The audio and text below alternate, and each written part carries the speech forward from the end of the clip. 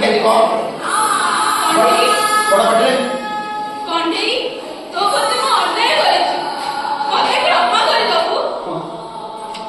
ଏଇ କଣ୍ଢେଇ ମୁଁ ତୋ ପ୍ରତି ଅନ୍ୟାୟ କରିଛି ତୁ ତୁ ତୁ ମୋତେ କ୍ଷମା କରିବୁ।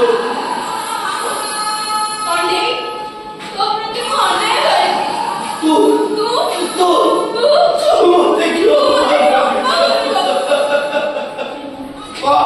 ସେ ମରଣପୁରରେ ଥାଇ ତୋ ଅଙ୍କଲକୁ କ୍ଷମା କରିଦବୁ।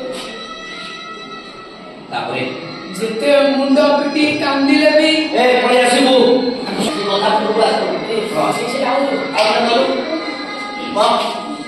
ସେ ମରଣପୁରରେ ଥାଇ ତୁ ତୋ ଅଙ୍କଲକୁ କ୍ଷମା କରିଦବୁ। ଯେତେ ମୁଣ୍ଡ ପିଟି କାନ୍ଦିଲେ ବି ତାକୁ କହ ଯେତେ ମୁଣ୍ଡ ପିଟି କାନ୍ଦିଲେ ବି ଯେତେ ମୁଣ୍ଡ ପିଟି କାନ୍ଦିଲେ ବି କଣ୍ଢେଇ କଣ ଫେରି ଆସିବ? ସିଏ ସବୁଦିନ ପାଇଁ ଚିର ନିଦ୍ରାରେ ଶୋଇଯାଇଛି। ମୋର ଆପଣମାନଙ୍କୁ ଏତିକି ଅନୁରୋଧ, ନିଜର କର୍ତ୍ତବ୍ୟ ଆଳରେ ନିଜର ପିଲାମାନଙ୍କୁ ଯଥେଷ୍ଟ ସ୍ନେହ ପ୍ରେମ ଭଲ ପାଇବା ଦିଅନ୍ତୁ। କିଆ ହବ ଧୀରେ ଧୀରେ ଅର୍ଥ ମଣିଷର ସର୍ବଶ୍ରେଷ୍ଠ